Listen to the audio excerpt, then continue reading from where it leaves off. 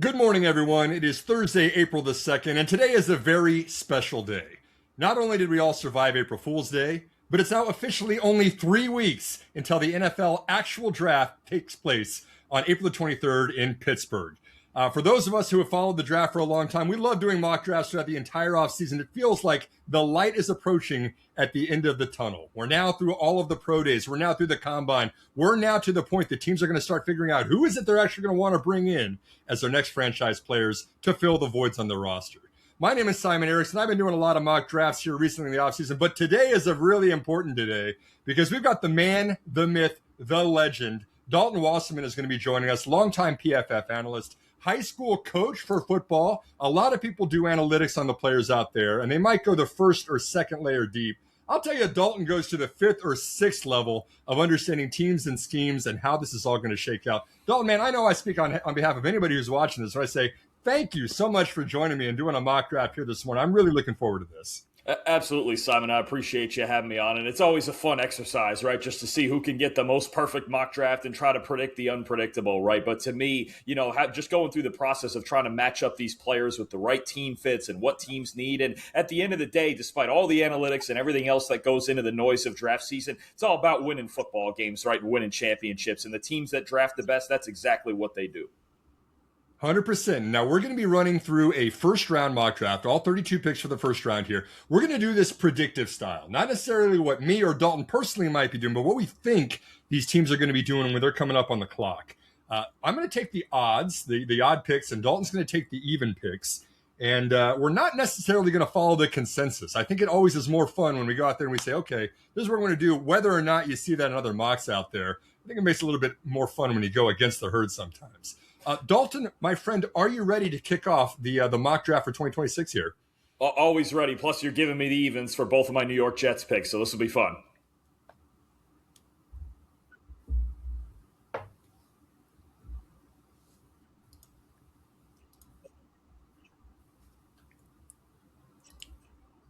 Yep, absolutely. I might have lost you for a second there, but I heard the Jets at number 2, and I know you're going to have the Saints at number 8, so I'm excited about both of those. So here we go. Here it starts. The official 2026 mock draft with Dalton Wasserman is now live. I'm going to pull up the simulator so we can see what we're doing. We're going to do a screen share of that so you can follow along with our picks. Again, you can always follow a lot of Dalton's coverage. He's been doing this for a long time, and I've always enjoyed it. I would highly recommend following along with what he predicts because he's generally right when it comes to these mock drafts. But number 1, on the clock, first and foremost, Las Vegas Raiders. I'm not going to belabor this pick because I think we're all in consensus that it's going to be Fernando Mendoza, the quarterback that's coming out of Indiana. Heisman Trophy winner, national champion, going to be number 1. Going to be really exciting to see what Clint Kubiak can do with this player in the new scheme that he's building. Dalton, without belaboring this pick, because I think we're probably in agreement, at least from most that I've seen, that Fernando is going to be the number 1 pick. The Raiders have been active during the offseason, right? They brought in Tyler Linderbaum, the center, to be helping him out under center. You brought in a lot of defensive talent too, right? You brought in Kwity Paye. You brought in a lot of linebackers. You brought in Nakobe Dean, Quay Walker. You brought in Taron Johnson from the Bills. A lot of defensive talent out there. The Raiders are coming back on the clock again at 36 at the top of the first round.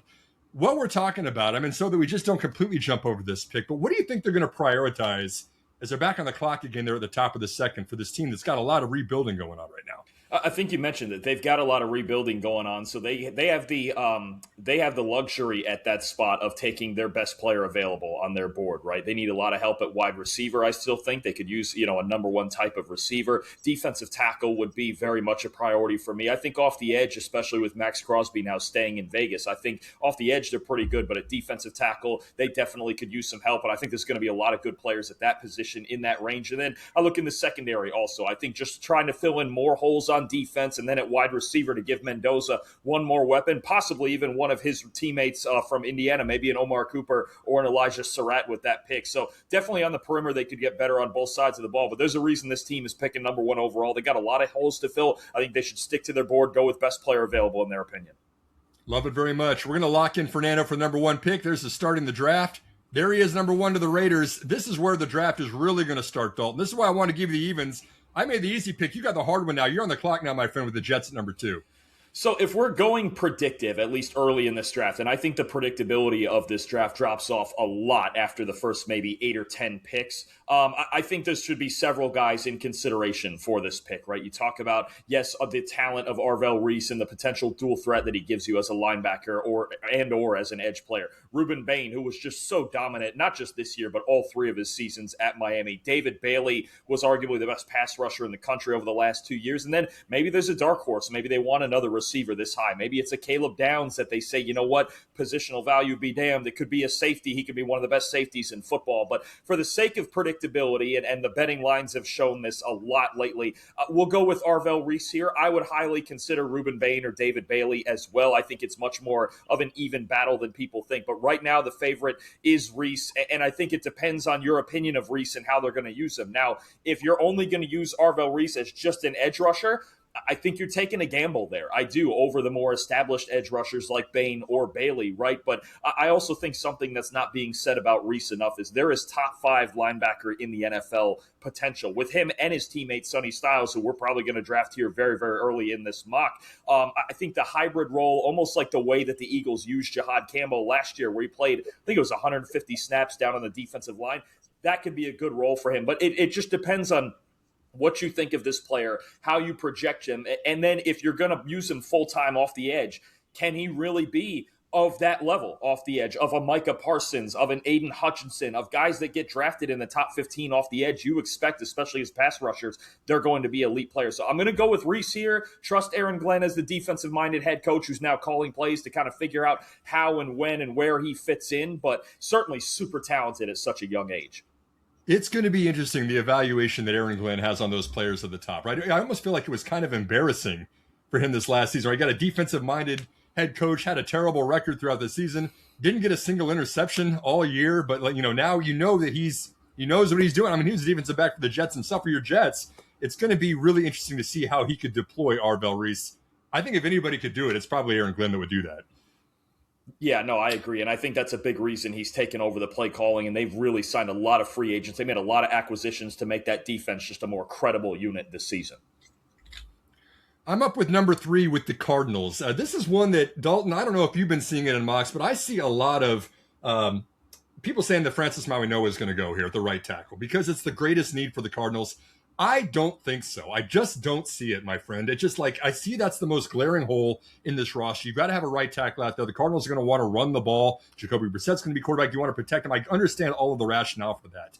But if you're picking number 3 at the very top of the draft, I think you're burning a pick on a right tackle there. I think you can address that later in the first round if you want to trade back up, or even in the second round. I think there's going to be value available for that position.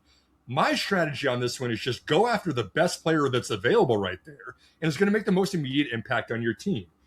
If you guys can believe this, the Cardinals finished last season with 24 players on injured reserve.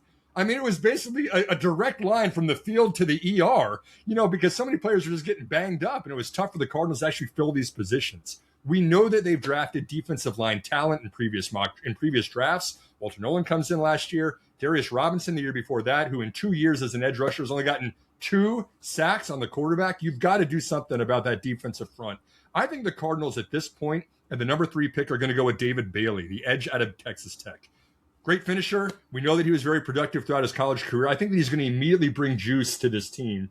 Maybe not the perfect scheme fit, and I'd love to hear your thoughts on this pick, Dalton. They tend to run more of a 4-3. I think of him more of as a 3-4 outside linebacker, but I do think he would be an immediate contributor for defense that needs a lot of help right now. Yeah, he's an incredible pass rusher. I think right now you could argue easily that he's the best pure pass rusher in the draft, right? Maybe some concerns about his run defense. And look, this past year at Texas Tech, he got better in run defense. He's more of a penetrator and playmaker type of player in the backfield, right? I don't necessarily trust him between the tackles, but to play out wide, keep contained, and make plays in space, that's really going to be Bailey's specialty in run defense. And talk about a Cardinals team that off the edge, very quietly, they've got some issues when it comes to the long term. Josh Sweat has requested a trade. Zaven Collins Collins and Baron Browning both entering the final year of their contracts. So they're going to have to reset at this position at some point. They've dedicated a lot of resources, including their first-round pick, Walter Nolan, last year to the interior. But I think either pick at edge defender or even at linebacker, if you would have chosen Sonny Styles here, I get it. This is one of the most barren linebacker groups in the league. If you went that direction or if Reese was on the board, I would understand it as well. But I think Bailey, anything to make their front seven better, because it's been a problem for several years now, I think makes a lot of sense. I think Bailey's a logical pick. 100%. We're going to lock in Bailey at number 3. That puts you back on the clock with the Titans at number 4. So for this pick a lot, I've said this on probably the last 5 mock drafts I've done, but I'm going to say it again. The 2 guys that I gravitate towards with Tennessee are David Bailey, who you've already selected there, 3rd overall, and Jeremiah Love. I think those are the 2 guys. I think Robert Saleh would just love the pure pass rush ability of Bailey, but then Brian Daboll on the other side as the offensive coordinator, he's going to want to run the football, right? He's had the most success as a play caller, whether it be with Buffalo or with the Giants in the past, where he can run the football. He's got those star backs. He's got the run game that can really balance out his football team. And Jeremiah Love is far and away the best running back in this class. He's far and away the most explosive back in this class. I mean, talk about a guy who ran the same 40-yard dash as Jahmyr Gibbs at 15 to 20 pounds heavier, right? 210 pounds, run the way he can run it. And I always just go back to, I was at the playoff game a couple of years ago when they were playing Indiana. Max and I were there, and he ripped off that 98-yarder against a top 5 defense in the country, and it didn't look normal. I mean, it was just ridiculous how easily he just glides down the field and creates these home run shots, right? I think he is in that category, at least, of the great running back prospects we've seen the last half decade. Ashton Ginty last year, Saquon Barkley, Bijan Robinson. I think he's at least, if he's not better than those guys, he's at least in the category. I'll go with Jeremiah Love here to Tennessee, really jumpstart that run game and figure out some balance for Cam Ward in that offense.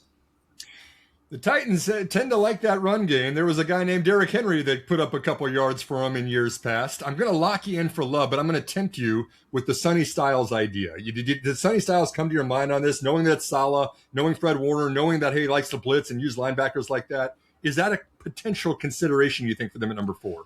I think you could certainly consider it with Styles' potential. I think something to remember is that even in San Francisco with Warner, with Dre Greenlaw, and even say with the Jets with a guy like Jamie Sherwood, who he developed into a pretty good player, that he's, at least maybe not him, but the organizations he's been with, they've been tempted more so to go with linebacker a little deeper into the draft and develop those guys and find athletic players they can really fine tune. And I feel pretty comfortable, at least with the linebacker duo that they have in Cedric Gray, who really emerged as a great run defender last year, and Cody Barton, the veteran. So I think linebacker is something they can address, certainly for depth, but they don't have to do it with the 4th overall pick unless they just absolutely are blown away with an Arvell Reese if he's there, or a Sonny Styles. Love it. Playmaker of the draft, Jeremiah Love, number 4 to the Titans. That brings me to the Giants at number 5. Talking about New York, I know you're an upstate New Yorker, Dalton. Let's go a little bit south. Let's go to New York. What are they going to do on this one? I mean, John Harbaugh, I think that probably the 2 players that are staring him in the face right now that are most commonly mocked to this is Caleb Downs and Sonny Styles, right? 2 Ohio State defensive players. We know that Harbaugh likes a good, high football IQ player, a physical player. I think both of those guys are staring him right in the face. And I think those are probably the 2 most common that I've seen in the consensus thus far. But I'm not going to pick either of them. I'm going to go out of the consensus on this one. I'm going to go with Mansour Delane, the cornerback out of LSU for the Giants here. And again, this is a little bit veering out of consensus, but I see it playing out. First of all, Harbaugh brings his defensive backs coach with him. Don DeLisio is coming with him to the Giants from the Ravens. Always good when you're bringing a Ravens defensive backs coach like that, who in previous years has dedicated resources to early round picks for the secondary, right? Kyle Hamilton, we know about that one. Nate Wiggins, the years after that. Malachi Starks this last year. We want to see Harbaugh continue what he's done with the Ravens, with the Giants, and that starts with rebuilding the secondary. Of course, Caleb Downs would do that, but I think that Harbaugh really wants to have a lockdown cornerback 1 right now because he's in a pass-happy division, right? If you're playing against the Cowboys and the Commanders and the Eagles and these teams that want to air it out on you, you've got to have a lockdown cornerback 1 to stop those and jam up those wide receivers. And I know that the Giants were in the mix for Trent McDuffie, who ultimately got traded to the Rams. The Giants wanted him. They made an offer for him. We're not able to offer as much as Los Angeles was, which is why he goes out to the West Coast rather than the East. But it still leaves kind of that void that I think Harbaugh is wanting to lock in, a lockdown cornerback 1 for his defensive secondary. And I think if I'm thinking about a lockdown cornerback in this draft, it's Mansour Delane for me all the way. I'm going to lock him at number 5 to the Giants. I agree. I have him as the top corner in the draft. It's a pick I haven't seen a ton, but I think is entirely possible if they believe in the potential of Delane. He had such an outstanding final year at LSU, right? I mean, up and down a bit at Virginia Tech, but the way he fit in there and the way that he just locked everybody up all season, that secondary was really the best part, I should say, of LSU, of their football team. And only allow 14 catches in an entire college season is just ridiculous, right? So man-to-man, you mentioned it, lockdown. I think the zone footwork has gotten better. The 4.3 speed when he ran that at his pro day, and then you go back and confirm that shows he just does not get beat vertically. You're not going to run right by him. So I think it really is an underrated factor in the Giants process here. They've got Paulson Adebo starting on one spot on the outside, but lost Cordell Flott. He went over there with Brian Daboll to Tennessee. Deontay Banks hasn't worked out. So it's something I could definitely see them considering. Maybe it's a little bit of a surprise considering you have Styles and Downs on the board, but the value of great cornerbacks is so high that I think it makes sense. We're going to see. Number 6 is going to be an interesting one, too. This is going to be a controversial pick for a lot of people. You're on the clock again with the Browns, number 6.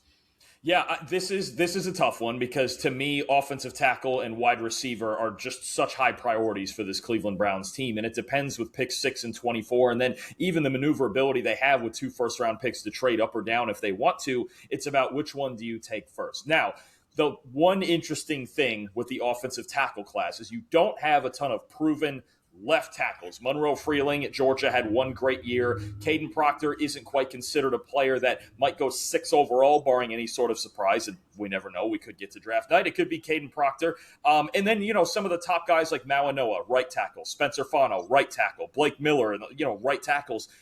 I've been leaning towards going wide receiver first here for Cleveland and then waiting to see what my options are either at 24 or eventually, if they want to trade up a few spots to get a guy that they like, then so be it. I'm going to do that. I think the top 3 wide receivers are all extremely close in talent level. Carnell Tate, Jordan Tyson, Mekhi Lemon, all extremely different types of players with similar levels of talent.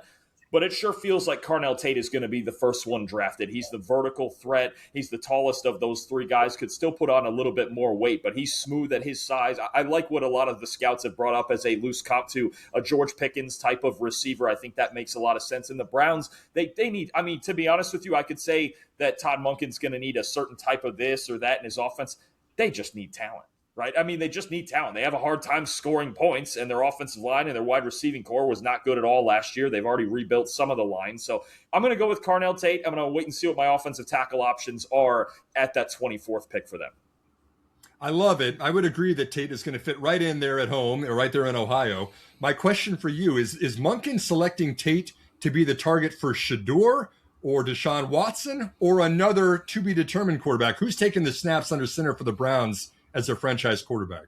I do think it's somebody currently on the roster. I would be surprised because, they're going to obviously take a look at a guy, say, like Ty Simpson, just to see, what's in there. And if they really feel like he's their guy, they might take the shot. But I think the favorite right now, has been a lot of rumors about this. The favorite right now is probably Shedeur, at least to start week 1, right? Showed some flashes last year, also showed some of the flaws, holding on to the football too long and taking some chances under pressure. But, again, behind the worst offensive line in football, I get it. He's going out there trying to make plays. He had to work through that at Colorado. We saw some of that at Colorado, too, when their offensive line wasn't great. So I think it's going to be Shedeur. It's going to be a competition. Todd Monken's going to go in there with a fresh mind and a fresh set of eyes and really evaluate what he has. But I think it's going to be Shedeur week 1. But I do think it is going to be 100% somebody within that building already.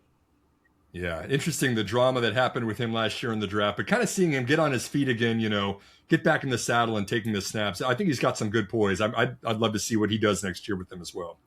Okay, that brings me back to the Commanders at number 7. I think that Dalton, I think it has to stop here. I think that you can't get Sonny Styles past the Commanders without him being picked by Washington. We're surprised that he's even available at 7. I think Carnell Tate would have been a good fit here too.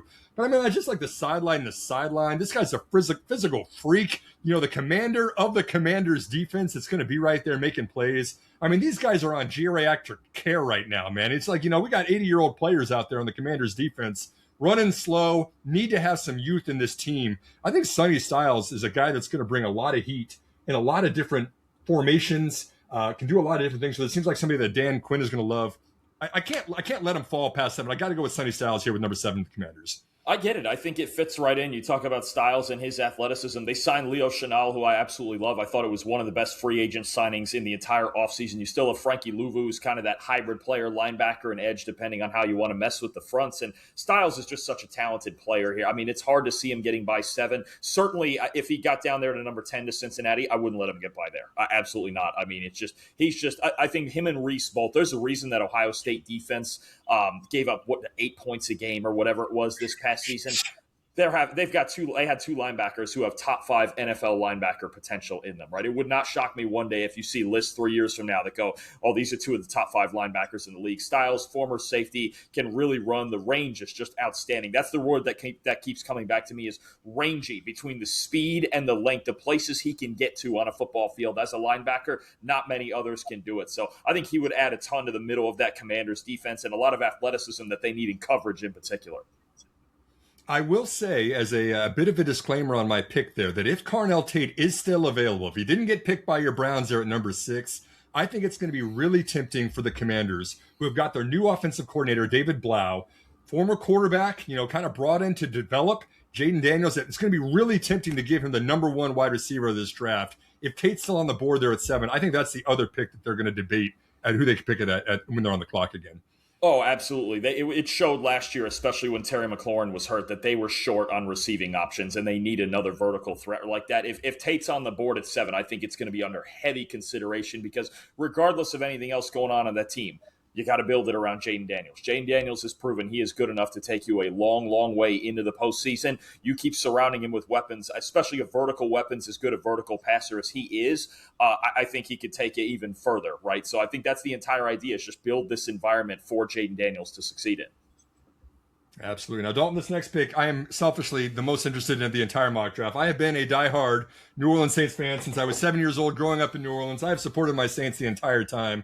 It hurts me that we are picking this high in the draft, but at number 8, I wanted to give you this pick because I am really interested to see what you're going to think that my Saints are going to go with this pick. I've been going receiver a lot here in this kind of scenario. I think Mansour Delane if he was on the board would be a possibility. I so often let Caleb Downs drop to number 10 too to Cincinnati, or even 9 to Kansas City. You could certainly take him with the next pick. I wouldn't blame you. And I wonder if he would fit in. If he would fit in New Orleans too. I wonder if I change this up because there is a good amount of receiver depth that they could attack later. I've been going receiver a lot. If I was going receiver right here, I'd probably go Mekhi Lemon. I just love him. I know he's a little undersized, but he's tougher than you expect him to be. He makes contested catches. He makes people miss with the ball in his hands. Do I want to change it up and make my life I could make life really hard for myself with the 10th pick there. I sure could. And Tell me about the combine. Tell me about Lemon at the combine. Can you expand a little bit more on that one? You saw him, I think, right? I mean, just kind of that loose wide receiver, LA-ish personality. I think very relaxed, and I think look. I mean, I don't think it's anything wrong with his character or anything like that. I think you're just talking about a guy who knows he's good at football and he's got a lot of swagger, right? So I think wide receivers, especially, we certainly have a long history of wide receivers sometimes being a little bit different. So that doesn't concern me at all because when you watch him on tape, guy's an animal. He's an absolute. He didn't win the Biletnikoff Award for nothing, and I mean he's got some stiff competition there with guys like Jeremiah Smith. But am I going need or am I? God, I do. I love Caleb Downs. I'm gonna go with Caleb Downs. I'm gonna mix it up. I've been going receiver so often for this team, and I'll probably continue to do so for the next 3 weeks. Give me Caleb Downs, I think, to fit in with Justin Reed, with Jonas Sanker. And Downs, you know what it is? The number of different roles he can play in. If you want him in the slot, if you want him back free in different situations, and you just talk about this team losing Alontae Taylor as the nickel as well, Downs can play any role that you want him to. I think highly enough that he could be in consideration for a top 5 pick, right? And I think when you talk about a guy that can just play any role and be a leader in a defense and just kind of be this force multiplier who makes everybody around him better, it gets harder and harder for me to pass him up. I wouldn't let him get by 10. If somehow he got by 10, I wouldn't let him get by 12 to Dallas. I mean, I just think he's one of the few guys in this draft who all 32 teams would love to have. I'll take him to New Orleans to mix it up. Man, I love that. I would love to have Caleb Downs on my favorite team. Got to see him in the secondary. New Orleans always prioritizes secondary. Kellen Moore has always said he wants to take the best player that's available. He's not going in with the mind that he has to have a certain player. at 8, and it's hard to argue that Caleb Downs is not the best player there at number 8. Pretty pumped up on the pick, man. And for me, it was between Downs, who I expect to be available, Ruben Bain, who would be just a wrecking ball of that defensive line out there. And then you mentioned I'm torn on Mekhi Lemon. I think he's exactly the kind of receiver that the Saints want to move the chains. Tyler Shuck wants to throw it 10, 12 yards, just kind of move, you pick up the first downs. But is it too early for him? Maybe it is. I cannot fault Caleb Downs there. It's a perfect pick for the Saints. Okay, that brings me to number 9. Now I'm on the clock again with the Chiefs. This is another one that could go a bunch of different directions. I kind of see not a consensus on this one. I know that there's kind of a favorite on this one, but I think I'm gonna veer from the consensus of what I think a lot of people think I'm gonna do on this one. I'm gonna go with CeCe Maui-Noa. I'm gonna go with the right tackle here with the Chiefs. We know they picked up Josh Simmons last year at left tackle. Had some injury concerns. I think he's going to be back in the fold. And you've got Mahomes, one of the greatest quarterbacks probably in NFL history, coming off of nasty knee tear, ACL tear. You got to protect this guy. You just lost Jawan Taylor, the most penalized offensive lineman, I believe, in the entire league. Seems like he was getting a false start penalty every single play that he was out there. But, he's out now. You brought in, a little bit of relief, Jalen Moore, to kind of be the starting right tackle. But I don't know how well that's going to last. And I think that just with Maui-Noa, the first lineman that we're taking off the board, the first offensive lineman off the board, if the Chiefs get that opportunity to bring in, plug in somebody on the other side, make sure that Mahomes is locked down covered, I think that's probably their number one priority right now. You've got, again, a 2-year deal with Jalen Moore out there, right tackle. You just waived Jawan Taylor to save $20 million of cap space. If you could put a rookie deal on there with somebody who's a lockdown right tackle, everything that I've seen with Maui-Noa, he is just an immobile, marble chess piece that's just going to stay right there and be tough to move out of the way. I think that that's kind of what the Chiefs want to do. Even as tempting as Ruben Bain is going to be there for their defensive line, I'm going to go with CeCe Maui-Noa, number 9, going to the Chiefs. What do you think on that one, Dalton? I'd love to hear your thoughts. I've watched a lot of Miami Hurricanes football the last couple of years, and both are fantastic players. They'd both be great choices, right? Maui-Noa is something that stuck out to me, and I have him as the best offensive lineman overall in this draft. Something that stuck out to me watching his tape. So on our show, on the PFF NFL show every week for our preview show, we would get Trevor would talk to former Saints great left tackle Teron Armstead. And one thing that Teron would always say is the first thing that he tries to make sure he can handle from an opposing defensive end is power, the bull rush. Can I stand up to his power and anchor and then work off of that? I think Maui-Noa does that as well as any player in this draft, maybe the best of any player in this draft. He's just so strong. He's so stable in his base that you are not going through him. You better find a way around him. You better find a way to get creative with stunts and things of that nature because you're not going through him. He's so strong. I think Kellen Moore is going to love the idea of him not Kellen Moore. Andy Reid is. I was thinking of the pick before. Andy Reid is going to just love the fact that he can just get downhill and be a mauler in the run game, especially considering they just signed Kenneth Walker to that big deal. They need to get more explosive in the run game, but your offensive line's got to get better too. So I think if you have a healthy tackle duo of Josh Simmons and Francis Maui-Noa, you're really starting to be in business there with a young offensive tackle duo that you mentioned it can protect Patrick Mahomes and blow open holes in the run game. I think Maui-Noa would be a really good pick for Kansas City. Absolutely. Coming back to you again here, Dalton. Number 10 to the Bengals. Unfortunately, you gave Caleb Downs to my Saints. Who are you going to go with here at the 10th pick? For me, the Bengals pick here in general has been best player available. Could they surprise us maybe with a third option at receiver, which I've always thought was missing in their offense? Sure. If for any reason, and he won't, Jeremiah Love got to 10, I would really think about it. But I'm going to take the top guy on your board there in Ruben Bain Jr. I think he's well deserving of a top 10 pick. I know the short arms. I understand the outlier. But this guy wasn't just a one-year wonder dominating this past year at Miami. For all 3 years of his college career, he was just outstanding. I actually have him as the top edge player in this draft on my board. And the difference between him and David Bailey. Pass rushers, you could debate Bailey. If you want to debate him a little better, fine. Ruben Bain, when you break down the tape and how they used him at Miami, he was a cheat code in their run defense, right? When you talk about getting in bigger fronts and playing him a little bit inside the tackle or over the tackle, right? And the ability that he has, and his lower body is just so darn strong, and he knows what he's doing out there. Bain and his teammate, Akeem Mesidor, two of the most well-coached players in the country, right? Jason Taylor, the former Dolphins legend, is their defensive line coach down there. He did such a great job putting every bit of polish on these guys that he could, right? You talk about knowledgeable pass rushers, strong run defenders, guys that hold the edge, guys that can move inside and play in different techniques. I love Ruben Bain, man. And I know the traits, the Bengals usually draft more so on traits. You saw it last year with Shamar Stewart, another edge defender. But losing Trey Hendrickson, they still have a need all across the defensive line. I think Bain would be a great pick for him at 10. He would really change the scope of their pass rush, especially. They got to keep swinging, right, until you get the right edge rusher out there that's actually going to do some damage for you. I understand the rationale on it. My question for you, Dalton, is how big of a deal is this short arms thing? I feel like that's all that anybody wants to talk about with Ruben Bain anymore. Do teams really care, or does that just mean that he's off the board for certain teams and not other teams? Or, how much of an impact is this actually going to have when we get to draft day?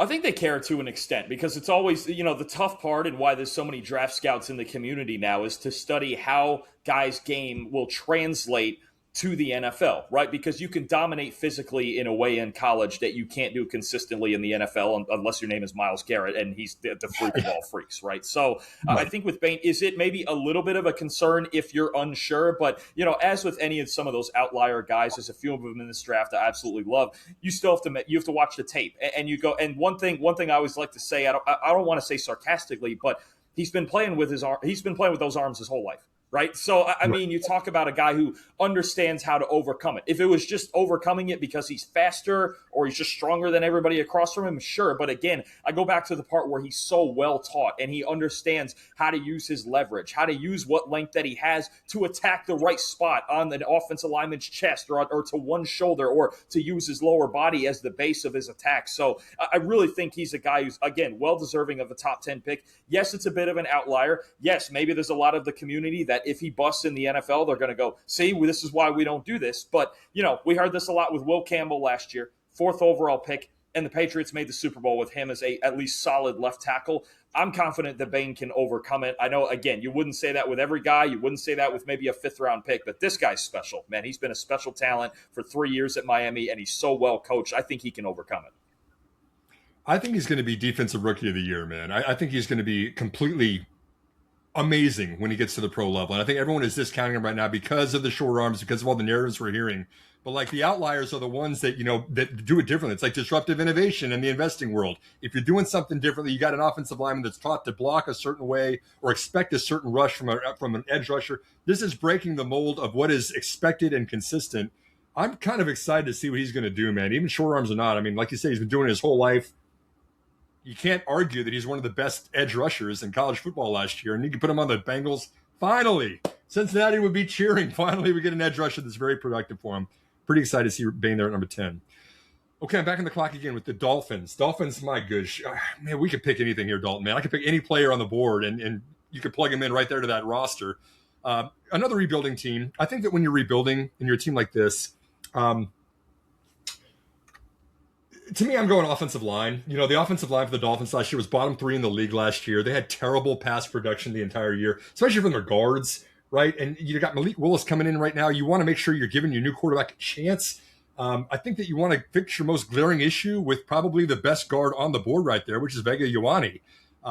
Got it done. This is a Samoan dude from rural Washington that just, is very hard to get around. Great footwork. I mean, really, really strong player. I think that he's going to fit right in there and fix one of the most important things that the Dolphins have to fix first and foremost. They got a lot of skill position needs too. Obviously, Tyreek's out there. They're trading out the wide receivers. They got defensive problems. Maybe you want to put a cornerback, somebody like a Jermon McCoy is a popular pick here. But for me, if I'm the Dolphins, I'm doing the safe thing first, and then I'm going to go on the fringe second. I'm going with Vega Ioane there at number 11.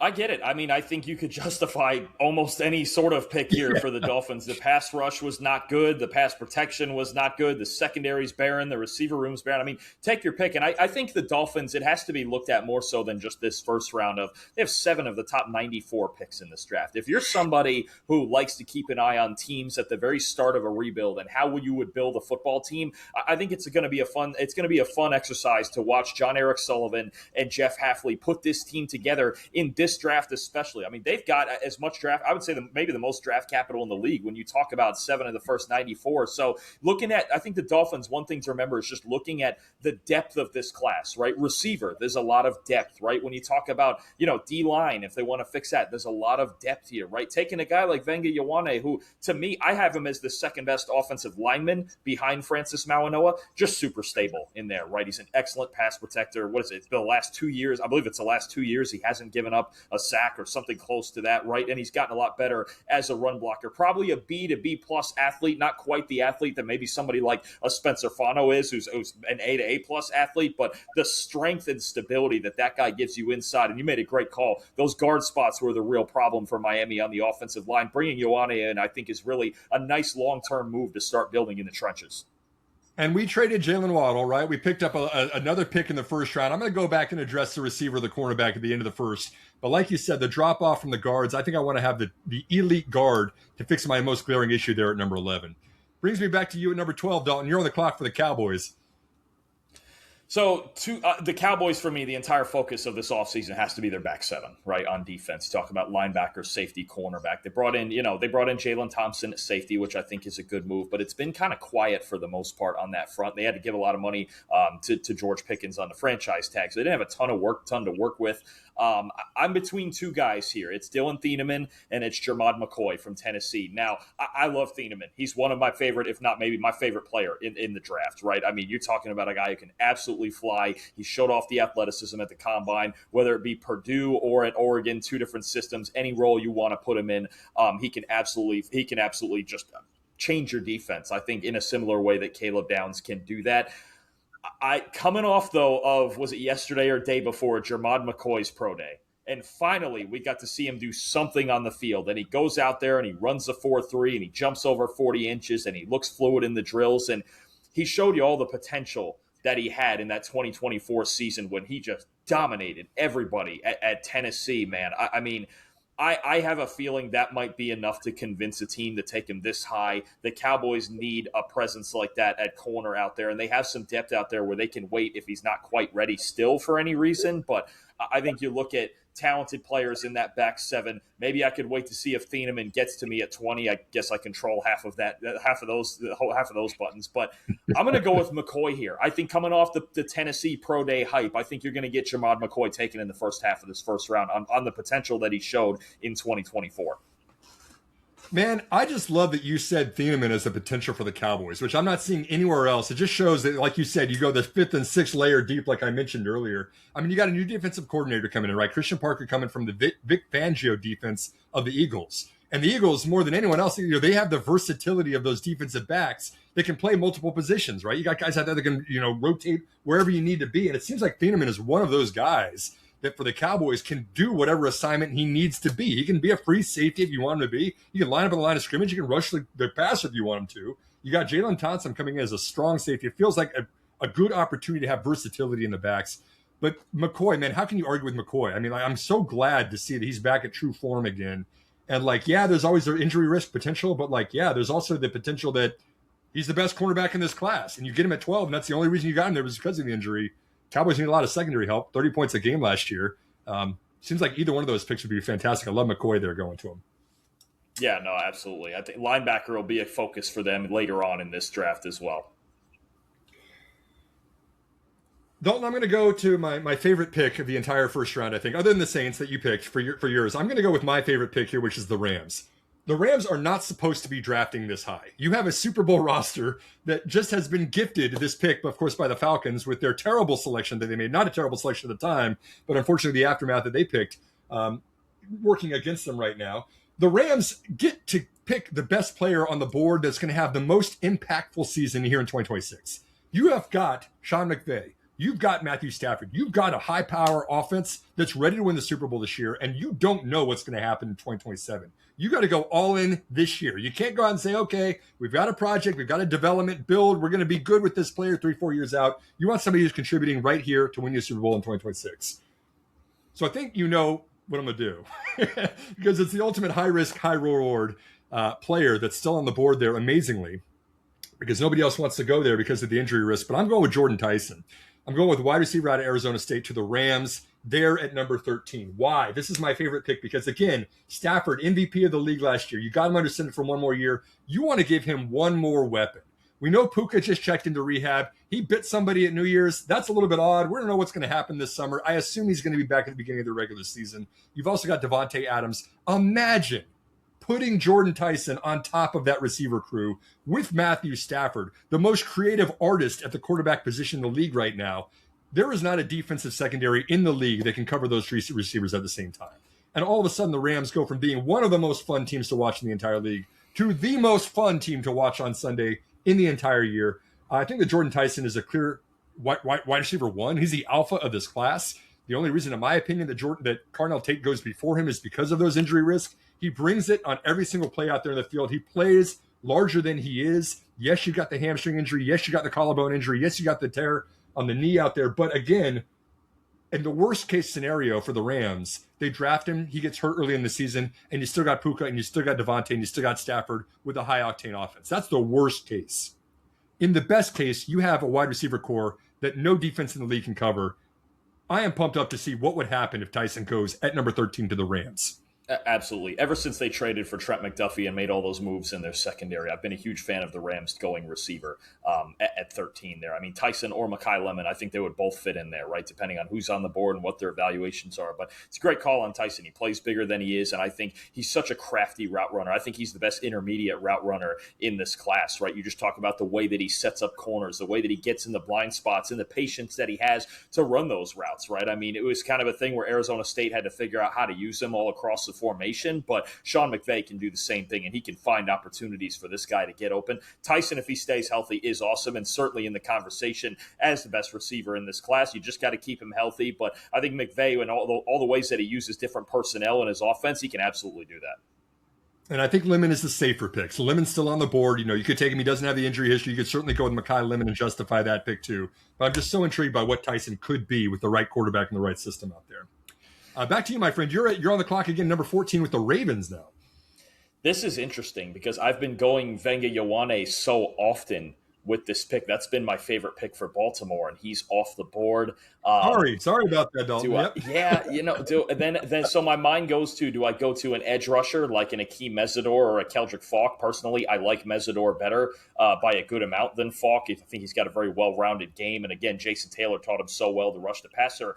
Or do I go receiver? Do I get Lamar Jackson, another weapon? Or actually another idea that's been brought up to me, I forget who brought it up, was the Ravens being the team possibly to go in on Kenyon Sadiq. I know Todd Monken's not there anymore as their offense coordinator, but there's such a long history of that team using tight ends and multiple tight ends to their advantage. Lamar Jackson having such success throwing to tight ends. And we have to remember, this is a team that lost both Isaiah Likely and Charlie Kolar, who was a valuable part of this offense, to free agency. Mark Andrews, yes, they signed him to an extension, but he's getting a little bit older, slowing down a little bit.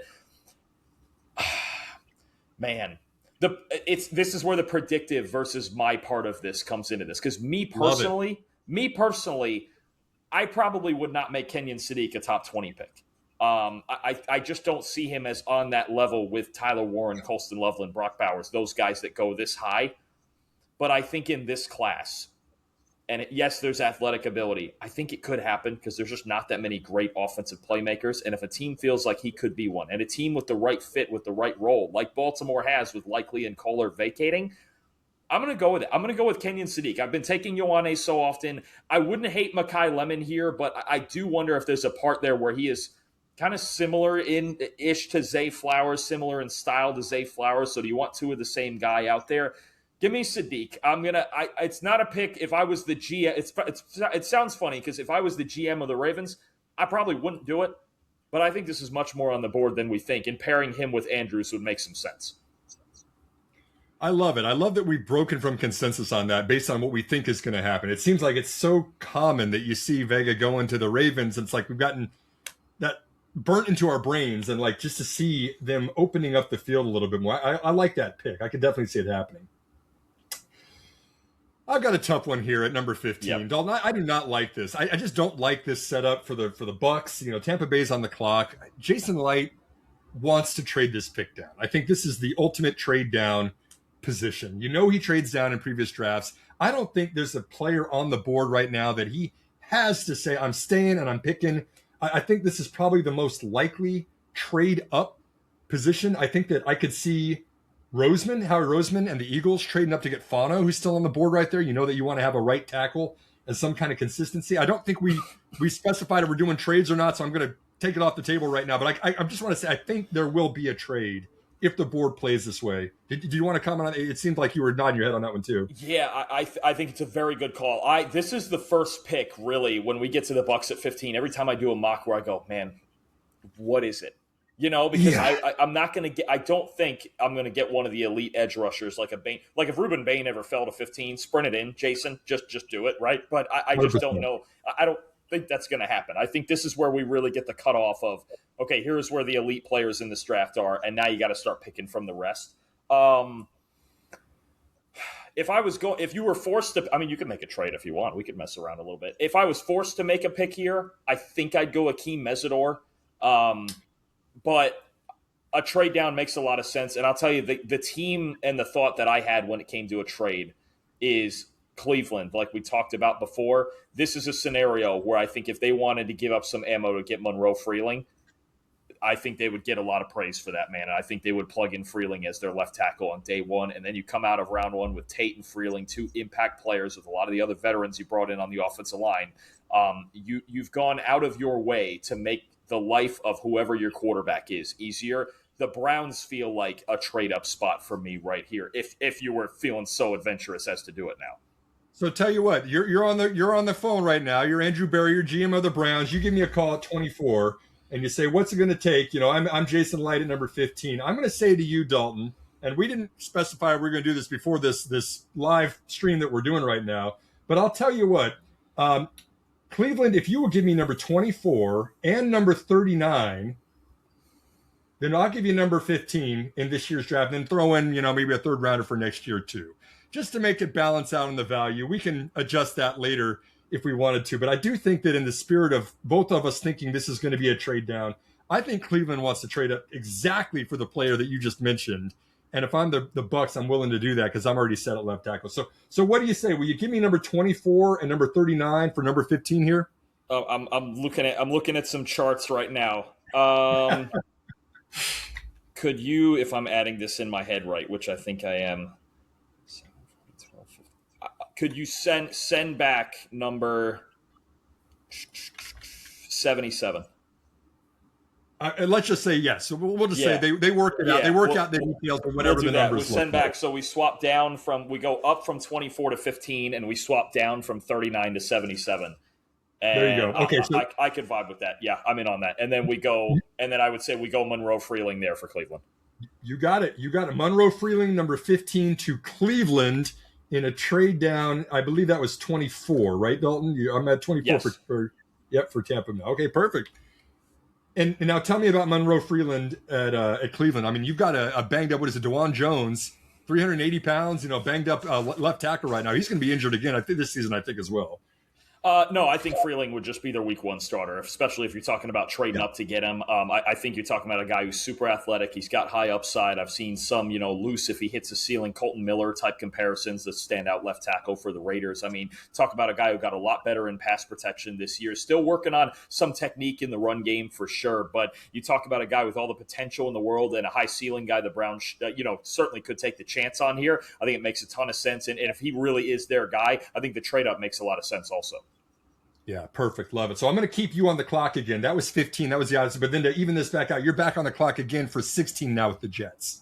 16 here. I'm going to get my guy off the board. I think if one of the top three wide receivers is on the board, I'm going to take him here. The Jets are going best defensive player in the draft, in their opinion, at the number 2 pick. I really like the idea of adding another wide receiver. Give me Mekhi Lemon. I think, to me, you walk out of here with a great defensive player and Mekhi Lemon or even Jordan Tyson at 16. You're really rolling, right? You've got Garrett Wilson, who's a star. You got A.D. Mitchell, who, can at least help you somewhat as a vertical threat if we have a functional quarterback, and hopefully we do in Geno Smith.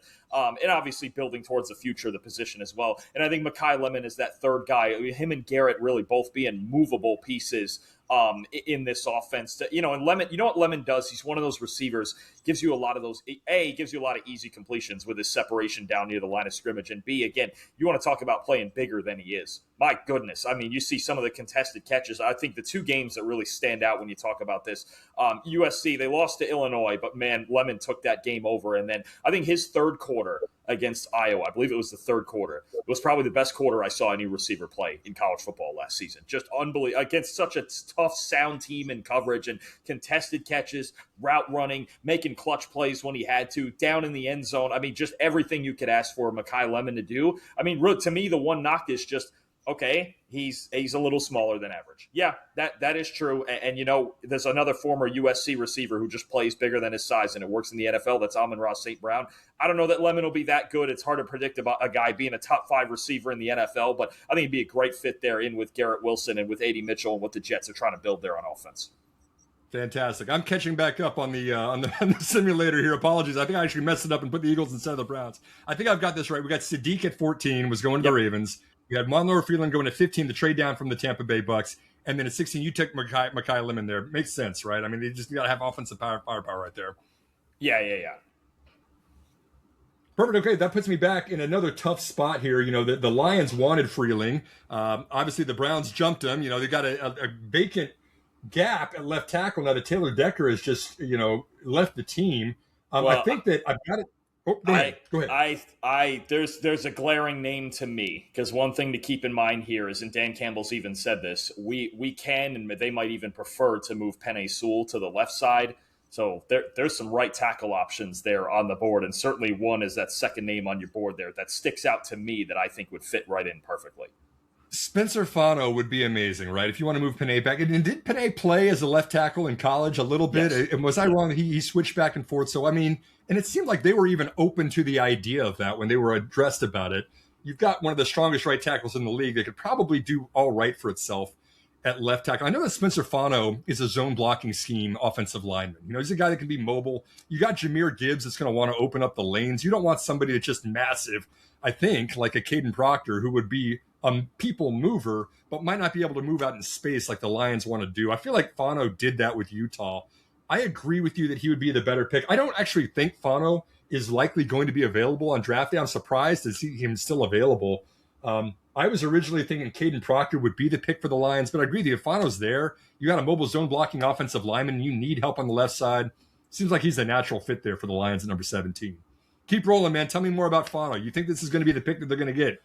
I think it's a perfect fit. I really do. I think there is a chance that Fano could drop to 17. I think you're going to get some GMs possibly with the relatively average to slightly below average length that he has that go, well, maybe we see him as an interior player, but I think he can play tackle. He's athletic enough. I think he can overcome it. He's another guy we saw overcome it with his athleticism. He's got to get a little bit stronger. If he could put 8 to 10 more pounds on just of muscle, I think he'd be an outstanding player. And I think if you have Fano and Sewell as your tackle duo, that's the most athletic tackle duo in the league. You're talking about getting out in space and let Jahmyr Gibbs run out on the edge. Man, oh man, that's going to just be as fun to watch as we've ever seen in Detroit. So I think Fano, I think he could get there, and I think he's a perfect fit moving Sewell over to the left side and putting him on the right side. Dan Campbell is rejoicing. He is ecstatic about this pick. He's blaring his Metallica like he loves to do. Very excited to bring in Fano, number 17, the Lions. Put you back, Dalton. You're back to the Vikings now. This is going to be an interesting pick. I want to see what you do with this one, number 18. Man, you talk about blaring Metallica. That sounds just like me, too. I'm telling you, all day, just sit there with the tape and the Metallica on in the background. That's all we do around here. But I'm going to the Sphere next year. I'm going to see him in February in Vegas. I'm very excited. Don't sit here and make me jealous like that, man. Don't do. I saw. What did I see? Was it last year or the year before that I saw him at Soldier? Yeah, it's the year before I saw them at Soldier Field in Chicago. I mean, it's just it's great. That I'm jealous of, man. I got to make. We'll see Dan. We'll see Dan there the next concert. Dan Campbell. Okay. Man, I hate to make the obvious pick for our Vikings fans here, but I love Dylan Thieneman so much. And if you're going to lose a Harrison Smith and you're going to bring in a guy to replace him, it's just hard for me not to pick Dylan Thieneman, right? I mean, I like where they're at safety with Josh Metellus and Theo Jackson. I think those are good players, but Thieneman is so athletic. He can play in the single high when Brian Flores wants to get aggressive and go to man coverage. He can play down in the box. He can play in the slot. You can move. Just Dylan Thieneman in that defense would keep it as flexible as it ever was. And look, as a true freshman at Purdue, best single high safety in the country, even better than Caleb Downs. He was the best single high safety in the country, and he was asked to do it more than anybody else in the country as a true freshman, and he was unbelievable. And then the last couple of years, the role got, a little more diversified, and especially in Dan Lanning's defense, he was the glue that held the whole thing together amongst a really young secondary, especially out there at corner. I love this guy. I think it's a great fit. I would have zero issue with Minnesota if assuming Harrison Smith is retiring, that Dylan Thieneman is his replacement. I think it's a very natural fit. And Brian Flores wants to blitz all the time, right? The Vikings blitz, 50% of the defensive snaps out there. I mean, this is a really fast-moving defense, especially in the secondary. You got to have a free-range, player like a Thieneman back there to adapt really quickly, to pick up the reads, jam up the receivers. It seems like the natural fit for them, absolutely. Brings me to the Panthers, my rival. I'm not going to purposely give them a bad player because I'm a Saints fan, but I am a little confused on what to do with this pick because a lot of players that were kind of coming off the board that I think I wanted. If I'm the Panthers, and I know the ethos of what the Panthers like to do, they want to put a big, powerful guy on the defensive line right there. It's just Panthers football. You got a power defensive lineman, maybe a strong edge rusher. There's a couple that are jumping off the page on me here.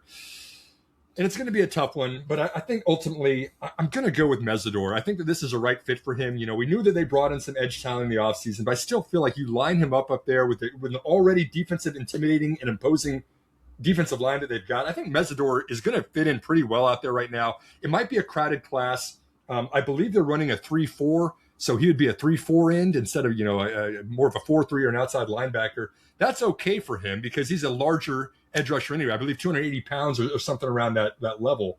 Peter Woods is a potential for me. I think we're a little bit less impressed with what we thought he was going to be this last year. And so I think he's going to drop down a little bit farther from this 19th pick. But if I see Mesidor right there and the Panthers, already getting in the playoffs, wanting to win the division again this year and having a good chance to do it, you got to bring the heat. Mesidor's a little older player, but he's also pro ready. I put him on the line knowing that the Panthers like to play defensive linemen that are very powerful with the early picks. Yeah, I mean it's one of the most fascinating picks in the first round to me is Carolina's, and I've even talked to some people on the Panthers beat in the last few weeks that go, there's so many different directions they could go. Do you plan for the future at tackle if you like someone there? Do you go do they believe enough in a CJ Allen or maybe somebody like a Jacob Rodriguez at linebacker? Is it the D line? Is it off the edge with more talent? Is it in the D tackle spot? I think Cade McDonald would make them a lot better, right? I think, is it a weapon? Is it a Kenyon Sadiq if he were on the board? Is it a wide receiver? Could it be an Omar Cooper? Like Carolina just feels like, Dan Morgan, I don't know if he's licking his chops or if he's worried. He's probably licking his chops right now going, hey, I can improve my football team in 4 or 5 different ways. Very curious to see how they would do it. But I think Mesidor, it's a good call out that he can play inside a little bit too, and you can really mess around with the fronts because, again, very well-taught edge rusher, a lot of experience inside at defensive tackle or even over the tackles at 5 technique. So, you just to bring in more beef on that defensive line makes a lot of sense, and there's a lot of defensive line talent in this class. So if he wanted to do it first round, he could. If he wanted to wait, he could. I mean, it's just a great draft to build in the trenches on that side of the ball. But I think it makes sense. I think there's a lot of different ways. We have to remember, Carolina won their division. They were still only 8-9, so they should not settle anywhere on their team. Any way that they can get better, I think, is something that would be satisfactory to them and their fans. Derek Brown had a really good season last year. He bounced right back from his injury, had a really good, you pair him with the Mesidor right up there on the line, and then you got your outside linebackers. Just brought in Jalen Phillips. I mean, I feel like and then the Panthers drafted, who was it? Two outside linebackers last year too, right? They are pushing that front 7. You want to have some defensive heat in that NFC South. I just feel like it's a right pick for them. I don't know how Mesidor is going to play out. I feel like he is pro ready, and there's always the age concern for it, but it feels like he's going to jump right in and be a contributor for a team that wants to be a playoff team next year. That brings me back to you're back on the clock again. The Cowboys, you got the second pick for them too, number 20 here, Dalton. Yeah, this is fun because the Cowboys, I heavy thoughts about Emmanuel McNeil-Warren here. We could continue going in the secondary. CJ Allen, I know he's the top guy there on the board, but I don't know that I'm 100% convinced he's a first-round pick. I have my doubt. I think he might be more of a second-rounder for me. I do worry a little bit about the relatively average speed and range that he has. Great at what he does. I mean, an unreal run defender who you can plug in, and he's going to be able, within the box and within what he can do, bring you a stable force in the run game. So it's tough because I also look at D tackle with this team. I love Quinnen Williams. I love Kenny Clark, but it feels like they're trying to get bigger. So maybe it's CJ Allen and they believe in him enough to do it here. I was making that pick a lot earlier in the offseason. I'm gonna go with my guy. I'm gonna go with the big defensive tackle from Ohio State, Caden McDonald. I think you want to talk about a guy who, Christian Parker coming from Philly, working under Vic Fangio, and just that massive group of defensive tackles that he had, right? You talk about, can a Caden McDonald, not quite as athletic, because Jordan Davis was an athletic freak, but can Caden McDonald play that same role where you just know you stick him on either side of the center and the A-gaps are absolutely locked down? Something I've talked about a lot. Look, you watch that Ohio State defense. Yeah, Sonny Styles is great. He's fun. Caleb Downs is great. Arvell Reese is great. Who's the guy that clears all that space for them in the middle of that defense? It's Caden McDonald, taking on double teams, penetrating into the backfield. Look, is he going to give you a ton as a pass rusher? No, but they got Quinnen Williams for that. They got some guys off the edge for that. I'm not too worried about that. I need this team to be better between the tackles one way or the other. So it's between Allen and McDonald. I'm going to go with Caden McDonald. I love that guy, man. He's one of those guys who makes your entire front seven better. I'm terrified of the Cowboys. I don't want to play against the Cowboys. If you're putting Caden McDonald and Quinnen Williams, and they got Rashawn Gary, and you got Kenny Clark, and then you got the guys on the outside rushing. I mean, this is a formidable front seven now that Jerry's put together, knowing that he had a lot of problems with that last year. Applause for him doing what he needed to do in the offseason. That would be amazing if they also got him in the draft. Great pick. Pittsburgh Steelers, number 21. Man, this is one I don't like either. This is just one, there's going to be whispers of Ty Simpson at this pick. There always have been. When is the QB2 going to go off the board? I like Ty Simpson. I'm rooting for him. I think he's going to be a great player. The Steelers, outside of Aaron Rodgers, don't really have a quarterback right now. But it also feels like you've got too early to take this player, and you've got to consider what is the best move for this franchise. What do they want to do? What do they typically do? Again, this is a predictive mock, not what I would do. I don't think the Steelers are going to go with Ty Simpson here. I think that they've already learned their lesson in years past with Kenny Pickett. Of a mid-round, first-round pick of the quarterback that doesn't work out for them. I think they're going to milk Aaron Rodgers for as much as they possibly can get out of him. We've heard them say that they're going to expect a decision before the draft, which to me sounds like if Aaron Rodgers says, I'm done, I'm retiring, I'm going to South America and going to drink my psychedelic tea, that's great. You can draft a quarterback and you do what you got to do. But it sounds like with that kind of language and commentary, they want Aaron to be the starter again, knowing they got him to the playoffs last year. I mean, I think he will be the starter at quarterback, and they don't have to draft a quarterback here if Aaron comes back. So I'm going to pass on Ty Simpson on this. I think that I'm going to go with Proctor. I think I'm going to go with left tackle out of Alabama on this one. Broderick Jones, the starting left tackle right there, just not what they expected him to be. I know I think he's still on his – correct me if I'm wrong on this one, Dalton, but I think he's still on his rookie deal for one more year. Yep. They've got him under contract, so they could play him. They could, switch things up on the offensive line if they wanted to. But the Steelers, they like to draft strong – powerful offensive lineman early in the draft. I think Proctor has got probably some of the most upside of any of the players just because of the sheer strength that he has. I watched him at the combine. That guy was moving the pads and just like he's got really good footwork for being 370 pounds. He's got a ton of upside. Of course, the Alabama system that it is what it is out there. I wouldn't be surprised if he outperforms a lot of people's expectations and silences a lot of the naysayers right now. And I think knowing the Steelers, and again, being a predictive mock here, I think they want to draft a lineman like they've done in previous years. I'll put Proctor going to Steelers there at number 21. And if the Steelers were to take him, and I don't know what their left guard situation really looks like right now. That's a very muddy situation too. They could decide, you know what? All right, we got Jones for one more year. We can put Proctor inside at guard. As big as he is, he can still be that big interior presence too. So they've got options, and him weighing in at just over 350 was encouraging. If he can keep his weight down, he can stay at tackle, and I think he can be really good. If he's still going to play at 360 plus, then I think you might have to move him inside. You can see where that's a little bit of a factor where his footwork, it's quick for his size, but it's not the elite quickness of, say, a Fano or a Freeling because those guys are so much lighter than he is. So I do think it makes sense. I think a left tackle option makes sense, and I think another guy that could make sense is if you wanted to go receiver, maybe with an Omar Cooper. I think he would bring a different dimension than what they have with DK Metcalf and Michael Pittman. But no, I think it's a solid pick to shore up that left side of that offensive line. I think is a big story in Cleveland, and they've got to get better on that side. Absolutely. Back to you, my friend. Pittsburgh, 22 on the clock. Cleveland, yeah. Yep, go ahead. So we're back at the clock. Chargers now at 22. Coming back to you, Dalton. This is a hard one.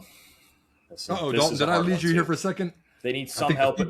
Oh, there we go. I'm sorry. I don't cut out me there. Go ahead, Dalton. I can hear you now. There we go. You're good. I got you. This is a tougher one. 2 seconds. I hear you now. This is a tougher one. They need help at receiver. They need help interior offensive line. A guy, oh, man, I'm so tempted. A guy that I really like, I think more than a lot of people, is Emmanuel Pregnon out of Oregon, the left guard out of Oregon. I've been taking Mesidor with this pick when he gets here. I don't know what their receiver situation, if they want to really upgrade it in the draft, because I know they were kind of sort of in on A.J. Brown. I'm gonna do it. I'm gonna take a little bit of a swing here and go Emmanuel Pregnon. I think he's a plug and play starting guard. I think he's the second best guard in this draft beyond Ioane at the top from Penn State.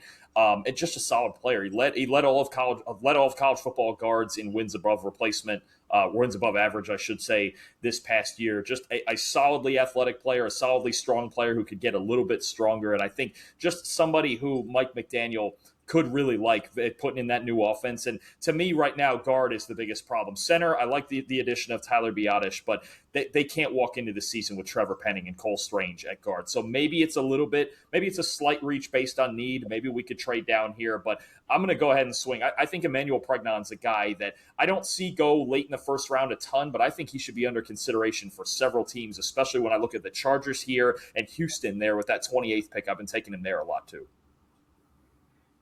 Dalton, I can't tell you enough how much I love this pick, man. It's such a stretch. It's anti-consensus. He's farther down the board than anyone else is seeing. No one else is seeing this except you, man. But it makes complete sense. I mean, Oregon, the alma mater with Justin Herbert, and then all of a sudden you got somebody who translates from the same system to protect him in the pros too. Only makes sense for a team that needs offensive line talent, right? Zion Johnson and Mekhi Becton just didn't get it done last year. And then on top of that, your tackles were. You have to address the offensive line, especially the interior of that. I don't think he gave up a sack. Did he give up a single sack at Oregon? Maybe one sack in 3 years. I'd have to check that. I don't remember if he gave up a sack, but he was so good. I mean, he was one of the highest. I think he might have been the highest graded guard in the Power Four for us. So, I mean, just all the way around, he was spectacular. I'd have to check that exact. Maybe he gave up one sack, but I mean, he was just outstanding. One of the most consistent players in all of college football last year. Love the pick. Love it. Herbert loves the pick too. That's going to be a good one. Okay, so that was 22. Emmanuel Pregnon coming from Oregon, back to join his alma mater, former colleague at Oregon. Let's see, that puts me. I got to scroll down a little bit, I think, on this one to find it. There he is down there. Yeah, 23 here. Okay. You got to force it back to Philadelphia. I think it was. We got to go Philadelphia, and then we got to go Thanks Philadelphia, and then Tampa with the next one after that. So just force through whatever trade it for a. Okay, so we're on the clock now. I think the Eagles at 23, right? This is the one. Yep. So we're going to go ahead and fudge this. Don't pay attention to what the numbers say, but at least you get the things correct. Eagles 23, and then 24 was back to Tampa Bay, I think, for that pick, if I'm not correct. Yeah, okay. Yeah, we'll get there when we get there. Okay, good deal. Okay, so 23 on the clock. Back to the Eagles. Oh gosh, my top player is still on the board. I've got to do it. Yep, I'm in. Where is he? Nope. No. Hold on a second now. Is it a different thing I was looking for? You're going different than me. Anti-consensus on this one. This is, again, not consensus of what it is. What the draft board might say is very different than what I think I'm going to do on this one. I think that in terms of the player that, if I'm the Eagles that I want to take, I'm going after Caleb Lomu on this one. Just the versatility of that offensive line makes perfect sense. We know that Philadelphia loves to draft in the trenches early on. Lomu is one of these zone blocking offensive tackles. The Eagles and Saquon, they love to open up the lanes, love to have that kind of scheme. Fluid, great feet, add depth. Needs to put on a little bit of power, at least in the scouting reports that I've seen for him. But I think with the Eagles and what they want to do and how they tend to draft, not only is predictive, maybe he's not as high on the big board as like a Blake Miller or somebody else like that, but I think Roseman's going to love this player. I think he's the right fit for that offensive line. I'm going with Lomu for the Eagles at 23. I want to hear what you were going for. That's not the player you were looking at for this one. I thought you were going to go defensive side and go with Emmanuel McNeil-Warren to fill that hole at safety. Sidney Brown is gone. Reed Blankenship is gone. They've got Andrew Makuba coming off injury. I thought maybe Emmanuel McNeil-Warren. I think if there was a spot for Keldrick Faulk to go in the first round, I think this would be the most logical spot. I don't think they'll do it, but I've always always been a fan of maybe the Eagles finally get a third weapon at receiver like an Omar Cooper. But, they love to invest on the offensive line. Lane Johnson's getting older. He's had his injuries. I think any of those first three offensive tackles that you had on the board there when you talk about Lomu or Blake Miller or Max Ionicher, I'll be honest with you, Ionicher might have the highest ceiling of the three of them, and I'd be a big fan of him sitting behind a Lane Johnson for a year just to learn and then take over that right tackle spot because he just hasn't been playing football for very long. But it makes sense. I mean, the Eagles, they don't necessarily go with, what's our biggest need? That's what we're going to draft. They really, Howie Roseman does a great job of just drafting the best football players and going, okay, the draft is a long-term. We got to look long-term here, right? And we got to make our football team better for the next 5 to 8 years as opposed to just next year. So I could see it. I think if I was going with a win now, fix it right now move, I might go with McNeil Warren. But anytime you invest on the offensive line with talented players, it's really hard to argue against it with the way the league is now. And the depth, right? A lot of those players later in their contracts, getting a little bit older. We saw some offensive line depth issues for the Eagles last year. I want a player that's going to be versatile, that I can move into maybe 2 or 3 different positions. That's why I went with Lomu on that one. Agree with everything you said. I feel like they need some more receiving talent too. Kenyon Sadiq, if he's still available for the Eagles, I feel like they would love to pick him up there right now. But 23, based on how the board played out for us, I think I'm going to go with Lomu. I'm going to lock that one and feel pretty good about it. I get it totally. Yep. Okay. So coming back to 14 now, 24 now. This is, I believe, we're coming back to the Bucs at this point, right? Make sure I've got myself honest here. And again, pay no mind to the trades themselves. We are just keeping ourselves honest. We're back on the clock. This is 24. This is coming to you now. Tampa Bay, you inherited this selection, Dalton. Thank goodness, because I didn't want to make this pick. I don't know what the Bucs want to do with this first round this year. I know. I don't want to make the wrong pick and have Trevor Sikkema be mad at me with his Tampa Bay Bucs, man. Oh, boy. That's right. I think – all right, I'm going to do it. I think if C.J. Allen was going to be a first-round pick, you start talking about it in this range to a team that desperately needs linebackers. The teams that I look at in this range, especially, are Tampa Bay and Buffalo. I'm probably going to end up taking him with one of these next 2 picks. I'm going to actually just take him right here for Tampa. They got Alex Anzalone in there. They still have Servassier Dennis, who really struggled last year. This is a team at linebacker that really needed just a complete overhaul. We got the Levante David retirement announcement recently, so I think you talk about them needing to just get better in the middle of their defense. I think C.J. Allen does that. He brings you a very consistent force in run defense. He's a good blitzer. Is there work to be done in coverage? Absolutely. I don't know that he's the most fluid athlete. He's not as fluid as a Sonny Styles or an Arvell Reese. I think there might be a little more limited range for him, but I think he can be a solid, consistent player for a long time who, he can be the middle linebacker of your defense for 10 years. I believe that. You're just going to have to take what you can get with it, right? I think the style is a little more in that of, say, a Nick Bolton for Kansas City, but look how much value the Chiefs have gotten out of a Nick Bolton. I'll go with C.J. Allen here. The Bucs have 2 major problems on defense, one-on-one edge rushers and linebacker, both of them deep classes. I'll trust the depth of the edge class even more here and go with Allen to Tampa. Bowles is going to love this guy. Obviously, he's going to be a good fit for his defense. I do want to ask you, Dalton, this is kind of based on how the board fell. Who is the ideal pick for the Buccaneers there? If they trade down or if they're kind of in the middle of the round, if you could have the ideal situation based on the realistic outcomes that are available, who do the Bucs want to draft in the first round this year? At 15 or in a trade down to right there? Let's say at 15. We did the trade down. We did some other things. But if they're at 15 and the board falls the perfect way for them, ideally, who do you think they're going after? I think perfectly. I think for me, because I have him – do I have him edge 3? I think I do because I counted Reese as a linebacker.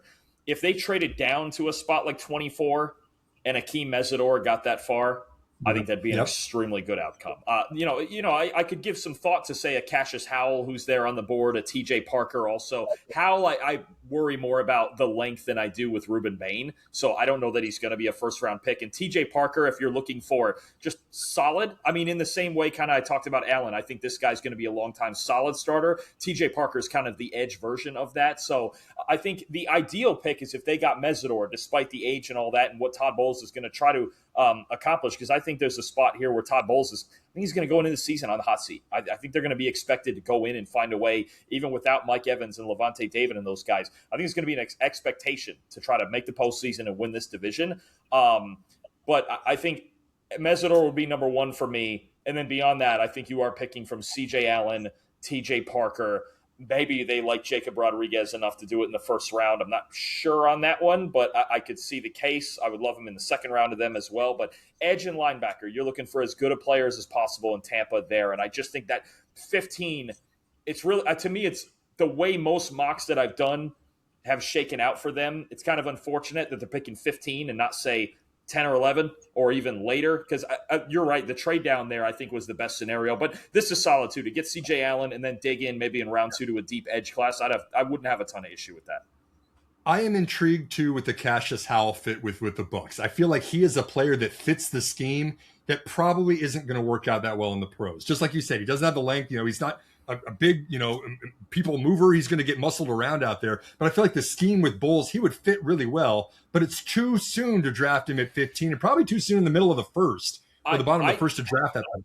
I'll tell you, though, if you had a scenario like this and the Bucs were to get C.J. Allen, say, here at 24, and I believe they're picking 45, if Cassius Howell got to 45, I'm in on that, because that's a gamble you can take as a guy who can rotate. The pass rush, the arsenal, I'll be honest, I had more fun watching Cassius Howell than any other edge defender. He's so much fun to watch, and he battles. He's better in run defense than people give him credit for. You don't want him taking on double teams or anything like that, but he battles, and he's not like useless out there in run defense, even though he is that small. It's a guy who's just a good football player. If they got Allen and Howell 1-2, I think that'd be an A+ first couple of rounds for Tampa. I think that would work. 100% agree. But if you take Howell at 15 and he doesn't work out in the pros, then Bulls gets fired. That's just too early to take him and take the risk on him. I think the same thing.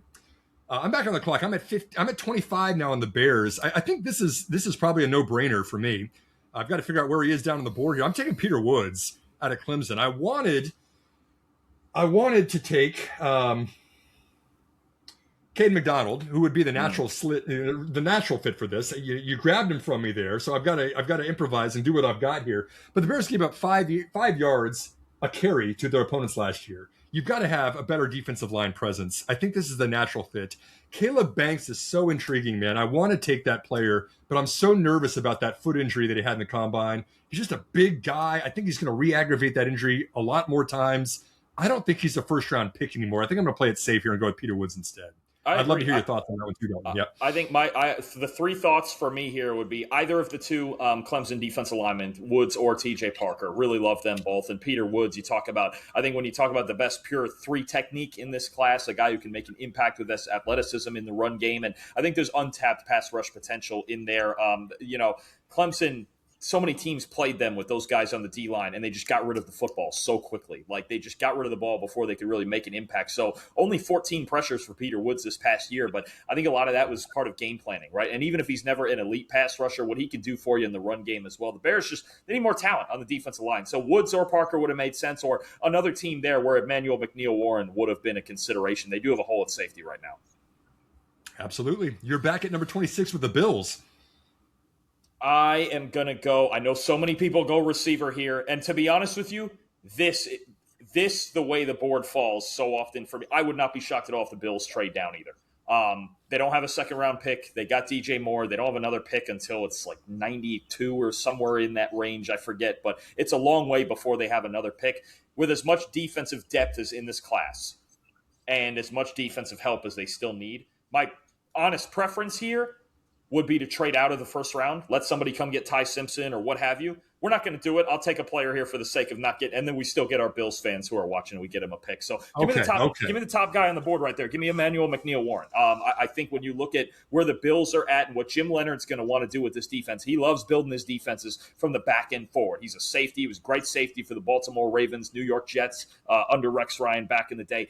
Unbelievable play caller. I'm telling you, he didn't call plays in Denver the last couple of years as their DBs coach. When he was a DC at Wisconsin, boy, it was fun to watch his defenses. It was so much fun to just see all the exotic looks. And I think to fill in with one more true starting safety next to Cole Bishop and Emmanuel McNeil-Warren, you've got C.J. Gardner-Johnson there for depth. They got D. Alford in the slot to replace Taron Johnson. I think Jim Leonard's really going to want to shore up this coverage unit. They can dig into a deep linebacker class later in the draft, even if it isn't all the way till that third round. There's players that they could use there. So I'm going to go McNeil-Warren here. If they stick, just throwing it out there that my preference would be for the Bills to trade out of the first round if they could. I think the natural team to trade up right there is going to be the Cardinals. I think the Cardinals are going to see Blake Miller still on the board. You got a right tackle that could be a starter on day one. And you just, it's not a super move they'd have to make. They're already at 34. I mean, you throw in a little kicker for that. And I agree with you. The Buffalo wants to pick up a couple more draft picks. I agree with you. It's an ideal trade down scenario, but let's take EMW, put him in the secondary. Perfect. My goodness, the 49ers. I don't like this pick. I don't like this already, Dalton. I don't like it. This is a tough one. You've got everybody and their dog and their grandma on the 49ers is injured, and you've got a bunch of voids to fill, and you've got to have somebody catching the ball. We know the 49ers don't like to draft offensive linemen early in the draft. They like to trade for them later on. Even Trent Williams. I mean, like, even their great offensive linemen, they don't pick them right up from the draft. They want to go pick them up later. I think they do like to draft offensive playmakers that can be gadget players that Shanahan can move around in different roles. And you've got just this massive void right now between the Ayuk situation and all the other receivers, Jennings, and everybody else on the 49ers, kind of causing this void. I think I've got to go with the receiver here. And now my question is, which receiver do I want to put into the 49ers? I've got Denzel Boston, I've got Omar Cooper, and I've got Casey Concepcion as potentials for this. I'm going to go ahead and make a pick, but then I want to ask which of those three you would prefer for the 49ers, but not so that you won't influence me. I'm going to go with Concepcion just because I'm a Texas guy, maybe, and I like to see what he's done with the Aggies all year. He seems like one of those gadget receivers. You're going to put him in the slot. He can do a bunch of different formations. Purdy's going to love him. He can spread the field. He can even return punts, contribute in special teams if you want to. I just feel like with Shanahan, with the versatility this offense has, they did bring in, of course, Mike Evans. They brought in Christian Kirk. You've got some other receiving talent out there, but I think it's good to have a younger presence that's going to learn from a lot of those receivers. I say KCC to the 49ers there at 27. Really interested to hear your insights on this one, though, Dalton. You see, Simon, you just read my mind. So my first answer was going to be just not Denzel Boston. Pick one of the other two, because Boston, to me, is too similar, say, to Mike Evans, right? Not that he could be good in the future, and I think Denzel Boston's a really good player, but I think for what the Niners need, they need that ball in their hands threat. They need that after the catch threat. They need that dynamic, movable chess piece, like you just mentioned. The next Debo, right? Yeah, and I'll tell you, and Cooper could fill that role too. Either one of them, I'd be cool with. I was on with the on 49ers.com actually the other day with a couple of their terrific reporters, and they asked me who's the one player that Shanahan you think, and I said, I think it's Casey Concepcion. I just think the after the catch ability, the ability even to work out of the backfield, the ability, he's one of the best punt returners in the country in this draft, right? I just think that type of player, him or Cooper, would make a ton of sense. They need to add some after the catch to their offense. It's something that's lagged the last 2 years. Mike Evans is going to bring you a lot. He's not going to bring you that. Ricky Pearsall doesn't really bring you that. To bring it, I'm such a huge fan of when you're bringing in weapons, like we talked about Sadiq before, when you're bringing in a Concepcion to this team, diversifying that portfolio, right? When you talk about, I got different types of players and not just like 4 players that are in here, super redundant. Like if I bring in Denzel Boston, he's redundant to Mike Evans. Same thing. I wouldn't draft Denzel Boston if I was Pittsburgh. To me, that's redundant to even Metcalf and Pittman and kind of what they have going on there. I would take a Cooper, a Concepcion in Pittsburgh as well. So I think KC, between him and Cooper, you could flip a coin and convince me of either. But that type of player, that's exactly what they need to fill out this offense. Love it. And just Debo excelled in that system. That yards after catch, like you said, it feels like the same mold that will work well with the 49ers there. My hometown Houston Texans. Even though I'm a diehard Saints fan, I'm here in Houston. I'm really interested to see who you're going to pick here at number 28 for them. I think so. O-line and D-line is the focus for me here, right in the interior. If I was smart enough to leave Emmanuel Pregnon on the board here, I would take Pregnon. I'm going to go with a guy that I really like. I think's got sneaky first-round potential. Give me Kristen Miller, the D-tackle out of Georgia. I think this is a safe, what you're getting player, more than just a nose tackle. The more I was watching his tape, especially in run defense, I think he's a guy who can move all around the defensive line for you. Now, the Texans don't usually mix up their alignments too much. They're kind of a team that sticks with that 4-man front. Maybe they just make him the nose, but when you talk about now an interior, because off the edges, you can't get out there in the run game, especially with Danielle Hunter, with Will Anderson. You have to beat this team between the tackles right now, but if they add a Kristen Miller, you throw him in that rotation with Tommy Togiai, with Sheldon Rankins, I think all of a sudden it gets locked down there in the middle too. So I think either way, interior on either side of the line of scrimmage is going to work for them. I like Kristen Miller. He's not going to put up the flashiest stats. He might not put up 10 to 12 sacks at any point in his career, but I'm telling you right now, major impact in the run game and maybe even a little more left to go untapped in the pass game. I love it, man. This is an elite defense, a Super Bowl winning defense. It's got things they got to figure out on offense. Play to your strength. Like you said, adjust the hole right in the middle of the tackles and make sure you're not getting run over. Great pick there, Kristen Miller going to the Texans. This brings me back to the Chiefs again. A reminder with the first pick for the Chiefs, I went at number 9 with Maui Noah. I went with the offensive tackle. I've got to go defense on this one. Man, I there's think a that this couple. is just Man, go I'll ahead. tell Yeah, you, go ahead. even on the offensive side, you got options here. Because I know where you're going. Like Avion Terrell would appeal to me. I don't know if that was where you were going, but if you wanted to convince yourself to go offense again, Omar Cooper, I think you could go either side of the ball. This is a fun pick the way this board fell. This is why I'm going to play the predictive on this one, Dalton. I'm not going to do what I would do because you just said the player that I would pick, but I'm not going to pick that one. I'm going to pick the one that I think Spagnuolo wants. I think that the defensive coordinator, knowing that they like powerful edge rushers, are going to line up there and bring the defense in front of that 4-3. I don't think you're getting past Keldrick Falk, who is huge. What 6'5", 6'6", 280. Like I don't know how good he's going to do in his first year. I think there's a lot of reservations I have. I think he's a better run defender than a pass rusher. I just don't think that he showed enough to convince me that he's going to get more than 4 or maybe 5 on the high side sacks in that first year. But I think that the defense and the system that he's going into in that scheme, that 4-3, the powerful defensive lineman that the Chiefs want right there next to Chris Jones, I don't think they're going to let him fall farther than 29 out there. And Falk's got the tools. He's a cultural, player, great teammate, 20 years old, still very young. They can mold him. And I think they're going to love this player being available. I think Terrell would be the pick that I would make to replace McDuffie immediately, a short-arm cornerback that's got the fire. But I think that Falk is more likely what the Chiefs are going to want to do there at number 29. That's the one I'm going to go with for them. I get it. I mean, you're taking it on potential. Now, do I think I could reason with him going late in the first round? Sure. I think some of the original talk of him going, top 15, I personally wouldn't take that gamble, but we see a toolsy guy in the defensive line. There were 2 of them last year to me, and Michael Williams and Shamar Stewart, who weren't polished as pass rushers. And Falk maybe even less polished than those guys. Absolutely right. Great run defender, great frame, great size, and he can play inside for you a little bit too. What he does well, he does very well. I will give him that. But for me, the earlier in the draft that you take an edge rusher, you got to get the pass rush. That's where guys make their money. The $40, $45 million guys, why do they make that money? Because they rack up 100 pressures a year, and they rack up 16 sacks a year, and they do what Myles Garrett and Micah Parsons and Will Anderson can do. I've yet to see Keldrick Falk do that. I can tolerate it at 29.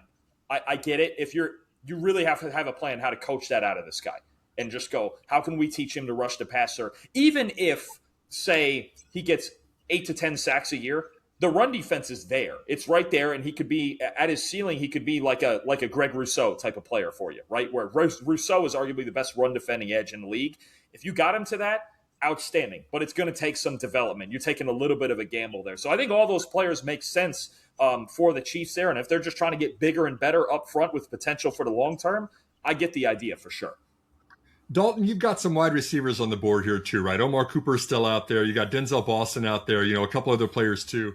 I don't think that Rashee Rice nor Xavier Worthy is the answer for what Mahomes needs, out there spreading the field. If you were the Chiefs and drafting a receiver at this pick, I'm curious to see which of these you would prefer or prioritize.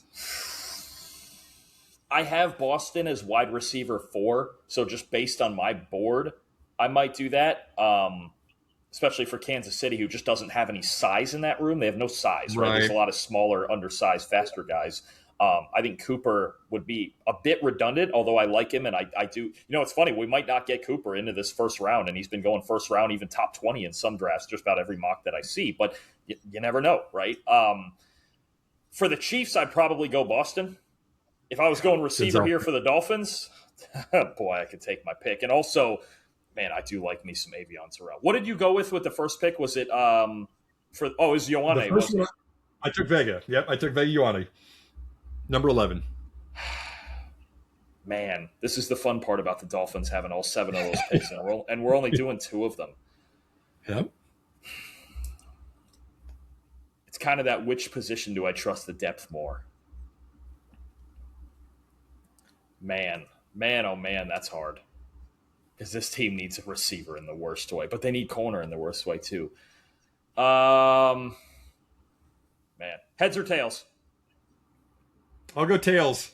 All right, give me Avion Terrell. I knew you were going to say that. Yeah, it's heads was offense, tails was defense. I'll go Terrell. Again, this is the part where the Dolphins, it almost makes them both the easiest and the hardest team to draft for because they just need everything. Like, I could take Avion Terrell and justify it. I love his footwork. I love the tenacity he plays with. He's consistent. Zone coverage, inside, in the slot, outside, out wide. I mean, he can do so much for you, and he's just going to bring a level of attitude and culture that I think Jeff Hafley could really like a lot. There's receiver depth in this class. They need probably multiple of them, right? I mean, they're so barren at receiver anyway that they're going to attack that on day two. So, again, the Dolphins, I really think, can approach it with just – what does our board look like? Let's take good football players. We know where we're at. We are starting a rebuild right now. Love it. Okay, number 30, we're going with Avion Terrell. Man, that guy plays with fire, right? He's one of those junkyard dog kind of guys. He's going to knock the ball out, force the fumbles, defense the passes. Going to bring an edge to that team. That's probably what they need in their cornerback room right now. I'm on the board. 31 with the Patriots. This is another one that they have a good team. I'm obviously made the Super Bowl. You got a lot of weapons. You got a lot you can do with this. I think I want to bring in an edge rusher here. It's going to be between Cassius Howell and TJ Parker. I don't know if I want to play the safer one, which I think is going to be TJ Parker versus the upside with Howell. You're drafting at 29. I don't think you're going to get fired for drafting Howell at that spot. And he doesn't work out. I think he's got a little bit more upside. I think he's faster around the bend, around the edge. He's going to get around those tackles. They're running a 3-4, right? This is a Patriots that want to have kind of a bendy, speedier kind of edge rusher. I think that I'm going to go with Howell on that. They did pick Will Campbell. They don't have an issue with short arm guys in any position out there. I think they're going to get past that. I think they probably got the right system, the right scheme that he's going to fit. TJ Parker, I've heard, had a great end of the season, great Senior Bowl. I mean, a guy that can play multiple schemes. He's a little bit bigger than Howell. I just think it's a better scheme fit. I'm going to go with Howell for number 31 to the Patriots. I'd love to hear your thoughts on that one too, though, Dalton. Yeah, I think either way, I think it makes sense. I have Parker, I think, 2 spots higher on my edge rankings than okay. Howell. The build is there, but I get it, dude. Howell's, he's a terrific pass rusher. He's a very refined pass rusher who knows what he's doing. And you mentioned Will Campbell. It'd be fun to watch some of those practice reps between the two of them. The other thing with Howell that I will say is, being that they have a Harold Landry, who's a good run defender, a Draymond Jones, who's a good veteran run defender, they can afford to rotate and not ask Howell to play every single down. They can really unleash him when they want to. I think early on that's going to be the idea until he can get a little bit stronger. And is the length going to be an issue because he's an outlier in length? Yeah, I'm a little more concerned with it for him than Bain because he doesn't have the natural lower body strength of Bain. But I think Howell rotating in is kind of that third guy off the edge. And the Patriots, look, one of their biggest flaws, maybe their biggest flaw last year, was a lack of ability to get pressure from the edge. Their interior pass rush with Williams and Barmore is outstanding, but they were bottom 5, their edge group, in like every pass rush metric that we have. So when you look at it from that angle, Cassius Howell, when you ask me one sentence about his game, and I'll go, he generates pressure. That's just what he does. He speeds up quarterbacks in that rotational role, playing 500 to 600 snaps instead of 1,000. I think he could do that with New England. I get the pick right there. That would be a good spot for him if he was going first round. I think that'd be a good spot for him.